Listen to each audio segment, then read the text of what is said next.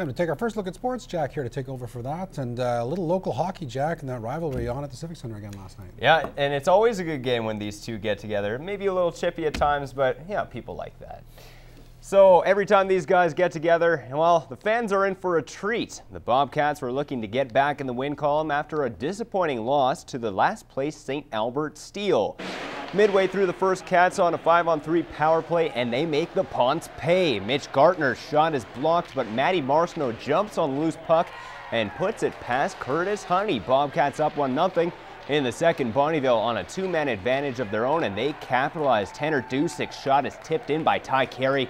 We're all tied up at 1. But a buck and a half later, Cats retake the lead. Corey Chisholm is there to put the rebound away, and it's 2-1 Lloyd. Bobcats looking to extend their lead as Topher Flanagan skates in with a burst of speed, blows by Carson McCormick, but can't get it past Honey. Bobcats would take a 1-goal lead into the final frame. And in the third, Matthew Marceno, he strikes again. He tips in the Josh Atkinson shot to make it 3-1 Bobcats. And they keep building as Corey Chisholm looks for his second of the game, but is robbed by Honey. Bobcats goalie Chase Martin ends the night in style. Flash in the leather here. Beauty glove saved as the Bobcats beat their rivals from Bonnyville 3-1.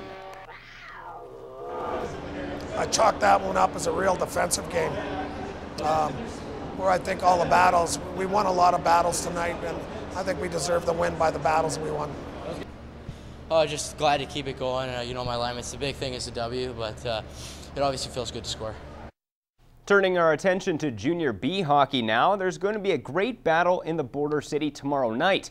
Lloydminster Bandits are hosting their rivals, the Cold Lake Ice. Now, the Bandits sit 6 points back of the Ice, who are at the top of the Junior B standings. Lloyd is looking to rebound after their most recent loss to the Vermilion Tigers. Well, as for the Ice, they've outscored their opponents 16-2 over their last 2 games. Puck drop for this one is at 7:30. Edmonton Oilers will be back at it tonight as they're set to battle in Boston against the Bruins. This will be Game 4 of the Oilers' 6-game road trip. The Oilers won their matchup against the Montreal Canadiens there on Tuesday. That was a 3-1 game thanks to another stellar performance from Nikolai Habibulin.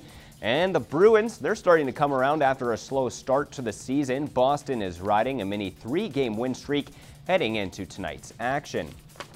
Last night, we showed you how the Holy Rosary Raiders are getting ready for their high school football provincial semifinal game. The players stepped up huge this season, posting a perfect record going into Saturday's matchup. And a lot of the Raiders' success has to go towards the team's coaching staff. This week's superstar next door, Matt Schumont, got a chance to talk with Holy Rosary's head coach, Vince Oreo.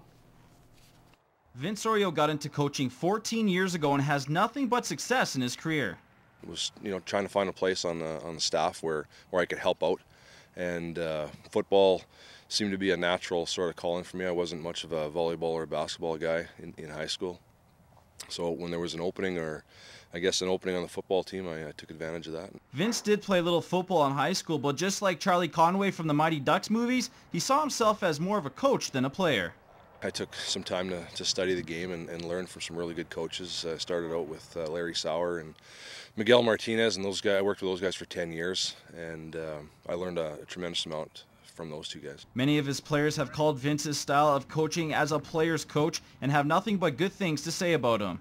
He's a real great coach, always gets the guys going, knows what he's doing out here. He's been around the game for a long time, so it's good. He always listens to us when we have an opinion of what's happening in the game, and he always listens, and he really takes into account how we want to play the game, and he always makes sure that we know what we're doing right, and he always makes sure he compliments us, and he's the first guy on the sidelines that congratulates us.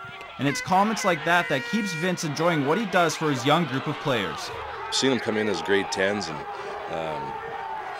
their skills aren't that great. Some of them are really skilled at grade 10, most of them are not.